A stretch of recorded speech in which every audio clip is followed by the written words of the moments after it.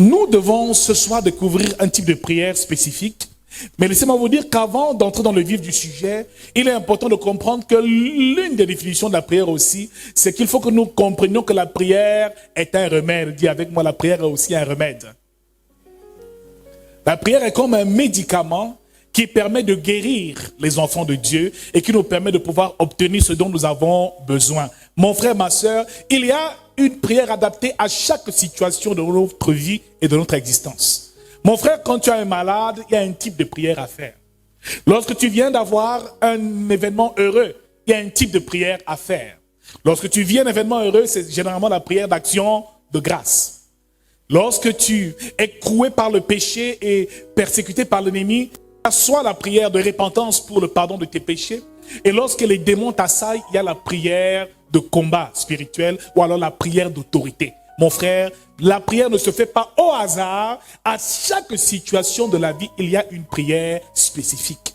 Et celle que nous verrons ce soir, c'est la prière d'autorité qui nous permettra effectivement d'entrer en possession de notre héritage, mais aussi d'influencer le royaume des ténèbres.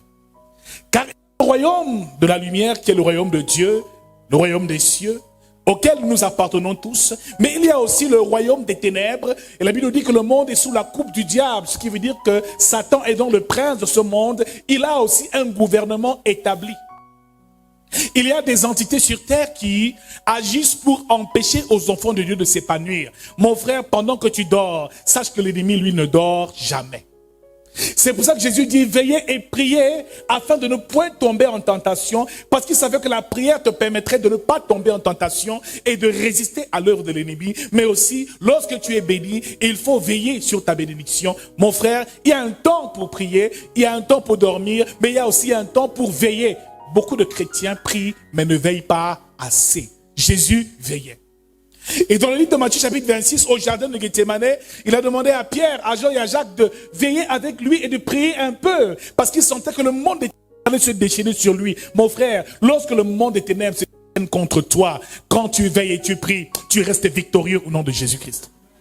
Le problème, c'est que les chrétiens ne savent pas comment prier en réalité, comment exercer la prière d'autorité lorsque nous sommes oppressés par l'ennemi et lorsque l'ennemi, lui, il tient en captivité un domaine de notre vie.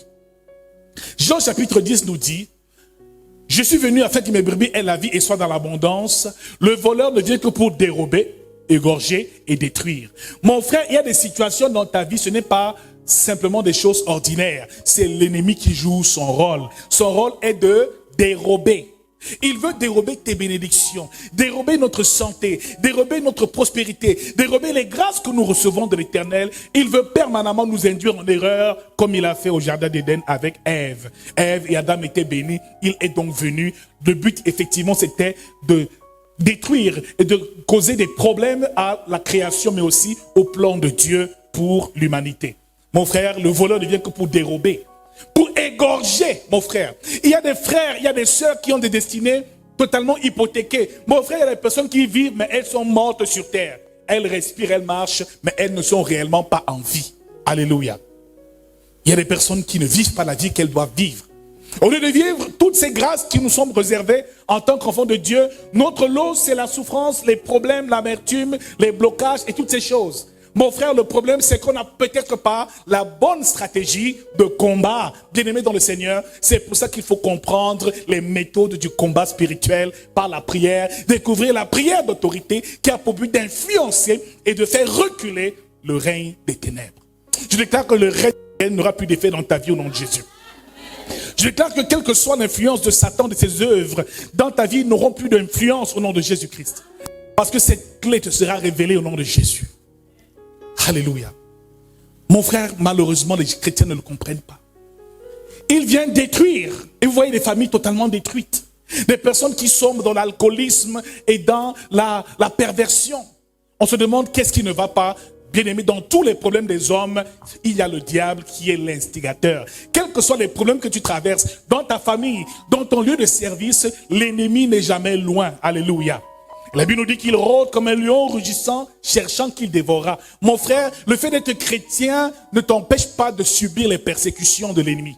Il rôde son travail c'est de rôder et de te persécuter. Mais il s'attaque principalement à ceux qui ne connaissent pas leur héritage. Et je déclare que la prière d'autorité va rétablir ta destinée au nom de Jésus. Quels que soient les domaines les plus obscurs, les plus sombres, les plus fermés, les plus ténébreux de ton existence, la lumière de Dieu va éclairer au nom de Jésus. Alors ce soir, nous verrons la prière d'autorité et nous allons peut-être même poursuivre la prochaine fois là-dessus. Nous démarrons ce message qui est, pour ma part, important. Luc chapitre 4, à partir du verset 31. Il descendit à Capernaum, ville de la Galilée, et il enseignait le jour du sabbat. On était frappé de sa doctrine, car il parlait avec autorité. Il se trouva dans la synagogue un homme qui avait un esprit de démon impur et qui s'écria d'une voix forte: « Ah, qu'y a-t-il entre nous et toi, Jésus de Nazareth? Tu es venu pour nous perdre. Je sais qui tu es, le Saint de Dieu. » Jésus le menaça, disant: « Tais-toi et sors de cet homme. » Et le démon le jeta au milieu de l'assemblée et sortit de lui sans lui faire aucun mal. Tous furent saisis de stupeur et ils se disaient les uns aux autres: « Quelle est cette parole? Il commande avec autorité et puissance aux esprits impurs et ils sortent. » Et sa renommée se répandit dans tous les lieux d'alentour. On était frappé par sa doctrine car il parlait avec autorité. Bien-aimé dans le Seigneur, la chose qui caractérisait Jésus dans son ministère, c'est qu'il accomplissait toutes choses avec autorité. Et vous allez comprendre pourquoi il faisait avec autorité. La Bible déclare qu'il n'enseignait pas comme les scribes et les pharisiens, mais comme ayant autorité. Parce que lorsque tu enseignes avec autorité, des âmes parviennent à arriver à la repentance au nom de Jésus-Christ. Des personnes quittent du péché des ténèbres pour la lumière. Mon frère, il a prêché sans autorité et prêché avec autorité. Jésus parlait avec autorité aux démons. La Bible nous fait comprendre qu'ils étaient tous stupéfaits par sa prédication et par le message qu'il donnait, parce qu'il le donnait avec autorité. Mon frère, je déclare que cette autorité doit te visiter et t'habiter à partir de ce jour. Par la suite, pendant qu'il prêchait, un possédé a commencé à crier dans la salle et avec autorité, il a chassé le démon qui habitait cet homme et il a été libéré. Mon frère, il prêchait avec autorité.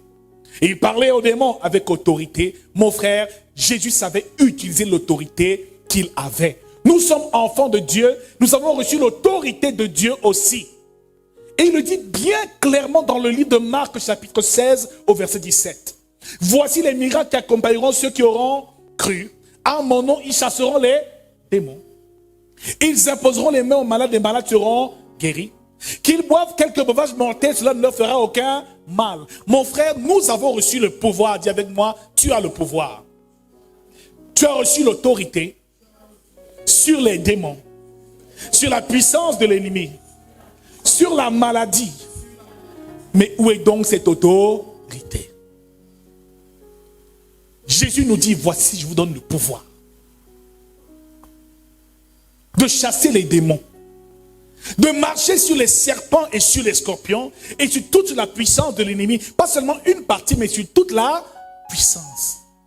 Tu as reçu le pouvoir de marcher sur les sorciers de ton village, de marcher sur les démons qui hantent ta famille, de marcher sur les liens, des mauvais liens héréditaires. Nous avons reçu ce pouvoir, mais malheureusement les chrétiens subissent encore les attaques du monde des ténèbres et n'arrivent pas à manifester l'autorité de Dieu. La Bible déclare ici que Jésus a parlé à ces démons.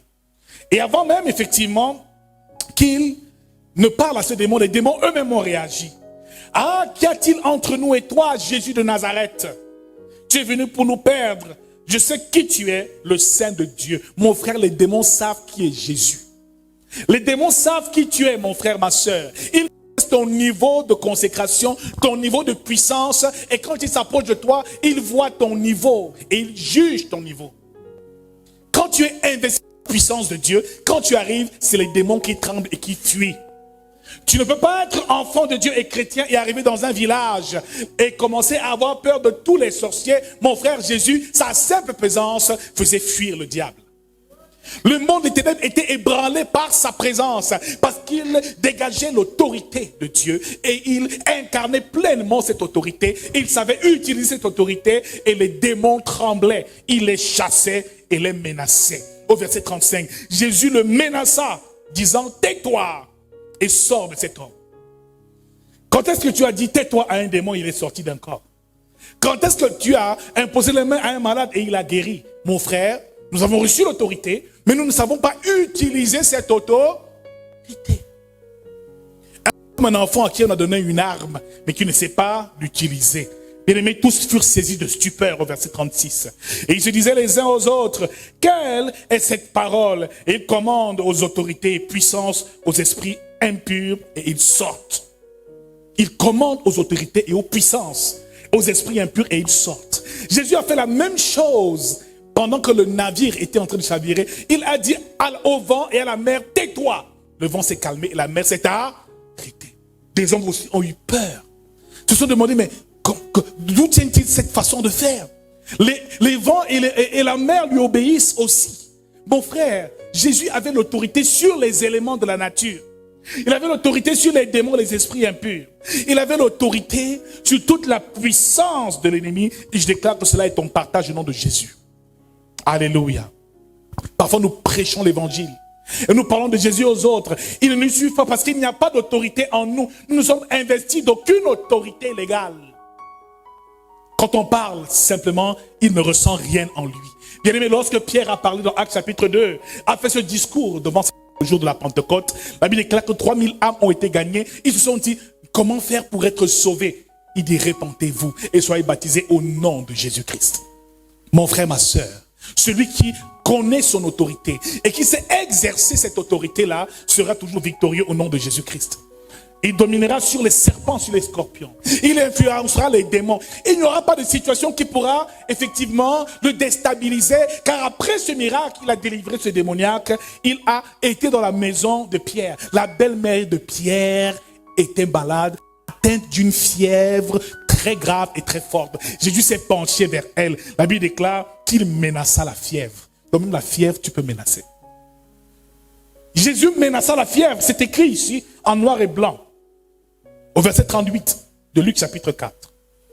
En sortant de la synagogue, il se rendit à la maison de Simon. La belle-mère de Simon avait une violente fièvre et ils le portèrent en sa faveur. S'étant donc penché sur elle, Jésus, verset 39, il menaça la fièvre et la fièvre la quitta à l'instant. Elle se leva et les servit.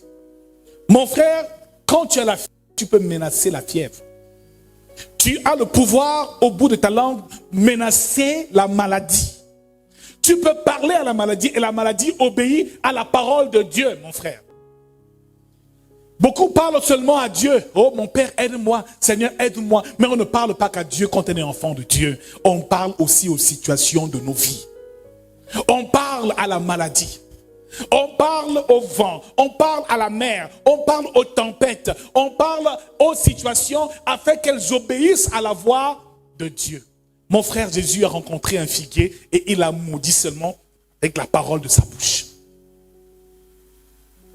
Bien aimé, ce figuier a maudit. Donc, les chrétiens peuvent aussi maudire. Tu peux déclarer une parole de malédiction sur quelqu'un et ça prend effet immédiatement. Parce que le pouvoir nous a été donné, mais très peu de chrétiens exercent leur autorité. Pose la question à quelqu'un, est-ce que tu exerces ton autorité? Alléluia. Lorsque tu as une petite fièvre comme ça, tu cours à l'hôpital, les examens, tu vas de gauche à droite, tu ne prends même pas le temps de menacer la maladie. Alléluia. Je déclare qu'à partir de ce soir, tu menaceras la maladie.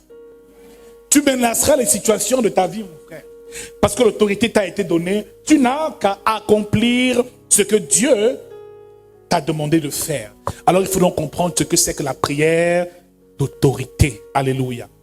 La prière d'autorité est donc une prière qui nous permet d'influencer le monde des ténèbres. D'influencer le monde des ténèbres, d'influencer les hommes même, les hommes, et d'influencer aussi les situations qui nous empêchent d'être heureux sur terre. Prier avec autorité nous permet effectivement d'ordonner. Parce que celui qui prie avec autorité ne prie pas en suppliant et en commandant. Celui donc qui prie avec autorité ne demande pas en suppliant, il ne demande pas démon, s'il te plaît, sors. Il prend autorité et il expulse le démon. Alléluia. Alors quand on dit que nous avons reçu l'autorité par Jésus-Christ, ce qui veut dire que nous pouvons donc parler aux situations et prendre autorité sur chacune des situations. Ordonne et toutes ces entités vont obéir. Pour cela, réalise-le à partir de ce jour. Tu as reçu le pouvoir, tu as reçu l'autorité de tout accomplir, de marcher sur toute la puissance de l'ennemi, d'avec moi sur toute la puissance. Et rien ne pourra te nuire. Quelles que soient les attaques du monde des ténèbres, les mauvaises nuits, les blocages faits, où que ce soit, il faut que tu utilises et tu uses de ton autorité. Bien-aimé dans le Seigneur, parler avec autorité, ce n'est pas prier avec autorité, ce n'est pas absolument crier. Amen. Jésus répondit par là d'une voix forte ce jour pour chasser ce démon. Et laisse-moi te dire une chose, tu peux aussi parler de manière ordinaire, sans absolument crier, mais parler avec autorité et les démons obéissent. Bien-aimé, parle aux situations, parle à la maladie, parle à ton célibat, parle à ton chômage, parle et ordonne au chômage de se soumettre à la parole de Dieu. Bien-aimé, celui qui a reçu l'autorité, bien-aimé, a un droit légal d'exercer et de manifester la puissance de Dieu. Alléluia. Le pouvoir est la capacité d'influencer les événements et même de faire plier un certain nombre de personnes ou d'esprits, de soumettre un certain nombre d'esprits. Le pouvoir te permet d'influencer les esprits et même les hommes. Mais ici, l'autorité rend ce pouvoir légitime. Ce qui veut dire que celui qui exerce l'autorité a le droit légal de l'exercer. C'est un peu comme un vigile et un policier. Le vigile peut influencer les bandits, mais ils ne peuvent pas mettre les bandits en prison. Mais le policier peut te mettre les menottes. Donc celui qui a l'autorité a un droit légal pour exercer le pouvoir de Dieu. Alléluia. Donc tu es légal. Depuis le jour où tu es devenu enfant de Dieu, tu peux parler aux démons et ils obéissent. Le problème, c'est que tu ne sais pas comment faire et il y a des obstacles qui nous empêchent de le faire. Alors ici, le premier obstacle du chrétien, c'est quoi? La timidité, un esprit de timidité. Les chrétiens sont timides. Et 2 Timothée chapitre 1 verset 7 nous dit que Dieu ne nous a pas donné un esprit de timidité, mais d'amour et de sagesse. Donc, tout chrétien qui est timide dans sa marche avec Dieu, malheureusement ne peut pas avoir la victoire sur les esprits impurs et sur les démons. Mon frère, chasse toute timidité et revêt-toi de courage et de force. Trop timide pour prier. Trop timide pour prendre son autorité. Trop timide pour imposer les mains à un malade. Combien de chrétiens imposent les mains aux malades? Ils sont très peu. Deuxième obstacle, c'est l'ignorance. Celui qui ignore le pouvoir qu'il a en lui. Celui qui ignore son identité ne peut pas manifester et déployer son autorité. Mon frère, il faut que tu saches qui tu es. Jésus savait qui il était. Mon frère, un manguier ne peut produire que des mangues. Si tu es enfant de Dieu, tu as aussi le pouvoir sur toute la puissance de l'ennemi. Cela fait partie de ton identité, de ta nature et de tes caractéristiques. Alors connais ton identité, mon frère. Le troisième point qui empêche aux chrétiens d'exercer leur autorité, c'est la peur. On a peur. Et le diable utilise notre peur. La peur des sorciers, la peur de mourir. On est toujours inquiet. On fait un mauvais rêve, on commence à paniquer. Mon frère, la peur paralyse et empêche de pouvoir exercer l'autorité parce que la peur paralyse ta foi. C'est par la foi que nous obtenons tout. Amen. Alors éloigne un peu la peur. Même si tu marches dans un cimetière, ton Rédempteur est vivant. Le Seigneur t'accompagne parce que tu dois savoir qu'il y a des milliers d'anges qui sont à ton service. Que le ciel est à tes côtés et de ton côté. Lorsque tu mènes une bataille, le ciel est avec toi. Dieu est avec toi. Quand le policier dirige la circulation, il n'a pas besoin de combattre pour que les gens passent. Alléluia. Quand tu vois déjà son vêtement, tu sais que voilà une autorité qui est en train de... À ce moment-là, tout le monde se se soumet. Alors que les démons de ta vie passent au nom de Jésus. Que toi-même tu saches comment les orienter et comment accomplir tout cela au nom de Jésus-Christ, notre Seigneur et notre Sauveur. La peur nous paralyse. Le dernier point, numéro 4, qui empêche à ce que le chrétien manifeste son autorité. Mon frère, c'est un point important, c'est que le chrétien manque de pratique. Le but n'est pas de venir recevoir l'enseignement tous les vendredis, les dimanches à l'église. Mais le plus important, c'est de mettre en pratique la parole de Dieu. Mon frère, à partir de ce jour, commence à imposer les mains aux malades. Tant que tu ne pratiques pas, la puissance ne peut pas être relâchée. Tant que tu ne prends pas le risque de chasser un démon et de voir comment le démon se comporte, tu ne pourras jamais activer la puissance. Car manifester l'autorité engage directement la puissance de Dieu. Mon frère, combien de malades guérissons-nous? Combien de paralytiques se lèvent? Le problème, c'est qu'on lit cette parole, elle est théologique, elle est simplement théorique, mais personne ne veut pratiquer. Moins de petits problèmes de l'enfant, tu commences à pleurer et à appeler tout le monde. Calme-toi, impose les mains et vois comment la puissance de Dieu se manifeste. Qu'est-ce qui as-tu subi tout? Jésus parlait à la tempête, il parlait au vent, il parlait aux arbres, il influençait tout par l'autorité qu'il avait. Tu as l'autorité mais tu ne parles pas. Tu te tais pourquoi? Est-ce que tu veux que cette situation continue? Alors mon frère, cesse de te taire. Dis à quelqu'un, cesse de te taire. Dis le plus fort, cesse de te taire. Alléluia. Bien-aimé dans le Seigneur, l'autorité te permet d'influencer les démons. Faire taire toutes les forces et les voies contraires à la volonté de Dieu dans ta vie. L'autorité, tu dois pouvoir la manifester et tu dois comprendre la pratique de cette autorité au quotidien. Cette parole n'est pas seulement théorique, elle est pratique. Tu verras les démons se soumettre au nom de Jésus. Amen. Avant de comprendre la pratique de l'autorité, il faut déjà comprendre ce qu'on appelle les réalités du combat spirituel. Numéro 1, la prière d'autorité n'est pas plus importante que la prière du salut. Dans Luc chapitre 10, versets 17 à 19. Les disciples sont venus vers Jésus lui dire, Rabbi, nous réjouissons parce que les démons sont soumis en ton nom. Il dit, ne vous réjouissez pas que les démons vous soient soumis en mon nom, mais que votre nom soit écrit là-haut dans les cieux. Mon frère, ne privilégie pas la prière de combat ou la prière d'autorité à la prière du salut. Ton salut vaut plus que les délivrances et toutes les prophéties du monde. Donc la priorité, c'est d'abord le salut. Par la suite, maintenant, exerce ton autorité et le pouvoir que tu as reçu. C'est ça qu'il dit, allez et dites-leur, prêchez à toutes les nations. Ensuite, guérissez les malades, chassez les démons. Donc, chasser les démons est secondaire. Ne fais pas de ton ministère ou de ta vie chrétienne, prends pas pour priorité seulement chasser les démons et prophétiser, c'est une erreur. Sache que dans le combat spirituel, le salut est ce que tu dois gagner, c'est la réelle récompense de tout enfant de Dieu. Mon frère, la délivrance ne t'amènera pas au ciel. Les miracles, les signes et les prodiges ne t'amèneront pas au ciel. Priorité au salut. Première chose. Deuxième réalité du combat spirituel, le diable a perdu son droit légal d'influence dans la vie des enfants de Dieu depuis le jour où Jésus l'a crucifié à la croix. Colossiens chapitre 2, verset 15, nous dit qu'il a dépouillé les dominations, les autorités et toutes ces principautés-là et les a livrées publiquement en spectacle. Donc Jésus a déjà remporté la bataille contre le diable et contre les démons. Nous ne sommes pas en guerre contre eux. Celui qui a l'autorité ne combat pas, il ordonne. Tu n'es pas en combat avec l'ennemi. Est-ce qu'un policier en route combat pour que les gens passent? Il ordonne juste et les gens obéissent. Donc tout chrétien ordonne aux démons. Il ne combat pas le démon, mais il ordonne aux démons et aux esprits impurs. Il ordonne à la maladie. Il ordonne aux situations. Il ordonne à toutes sortes d'influences qui peuvent empêcher son épanouissement. Bon frère, parce que le diable est déjà vaincu d'avance, nous ne combattons pas pour être victorieux, mais nous sommes déjà victorieux par Christ qui a tout accompli. Quand il est mort, il a dit tout est accompli.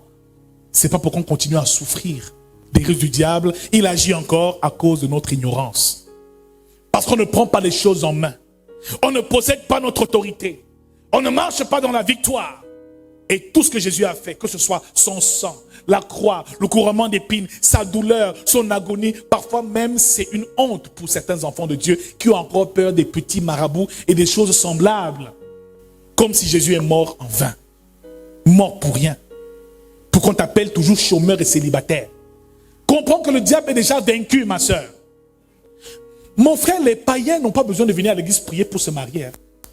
Qui a déjà assisté au mariage des païens, des non-chrétiens, des non-croyants? Ils se marient tous les jours, n'est-ce pas? Est-ce qu'il faut être chrétien pour être riche, milliardaire? Combien de milliardaires sont chrétiens et sont même païens? Combien de non-croyants réussissent aux examens officiels et trouvent du travail?